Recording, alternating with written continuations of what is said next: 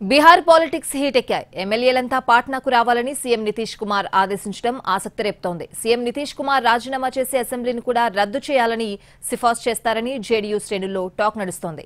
మరోవైపు అటు నితీష్ ఇటు స్పీకర్తో మాట్లాడిన లాలూ ప్రసాద్ యాదవ్ ప్రభుత్వాన్ని కాపాడుకునే ప్రయత్నాలు చేస్తున్నారు. లోక్సభ ఎన్నికలకు ముందు బీహార్ రాజకీయాలు ప్రకంపనలు సృష్టిస్తున్నాయి.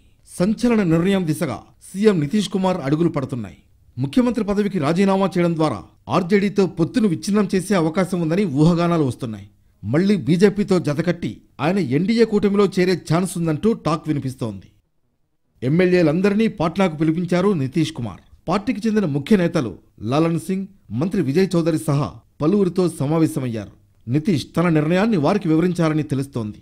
సీఎం పదవికి రాజీనామా చేయడంతో పాటు అసెంబ్లీ రద్దుపై ఏ క్షణంలోనైనా ప్రకటన వెలువడే అవకాశం ఉందంటున్నారు. విపక్ష కూటమి ఇండియా అలయన్స్లో నితీష్ కుమార్ది కీలక రోల్.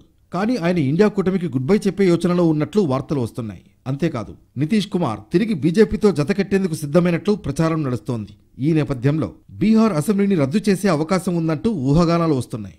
ఇక నితీష్తో పాటు బీజేపీ సైతం ఎమ్మెల్యేలందరినీ ఢిల్లీ రప్పించింది. మరోవైపు నితీష్ ఎలాంటి సంచలన నిర్ణయం తీసుకోకుండా అడ్డుకునేందుకు ఆర్జేడీ తీవ్రంగా ప్రయత్నిస్తోంది. ఇందుకోసం లాలూ ప్రసాద్ యాదవ్ రంగంలోకి దిగారు. ఇటు నితీష్ అటు స్పీకర్తో ఆయన మాట్లాడినట్లు తెలుస్తోంది.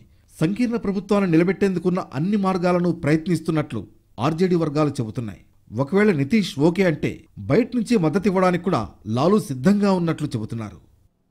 మరోవైపు ఒకవేళ నితీష్ కుమార్ అసెంబ్లీని రద్దు చేస్తే లోక్సభతో పాటు బీహార్ అసెంబ్లీకి కూడా ఎన్నికలు నిర్వహించేందుకు బీజేపీ ప్రయత్నించే అవకాశం ఉంది. 2013 నుంచి ఇప్పటికీ 5 సార్లు కూటములు మార్చిన నితీష్ ఇప్పుడు ఏ నిర్ణయం తీసుకుంటారనేది ఉత్కంఠ రేపుతోంది.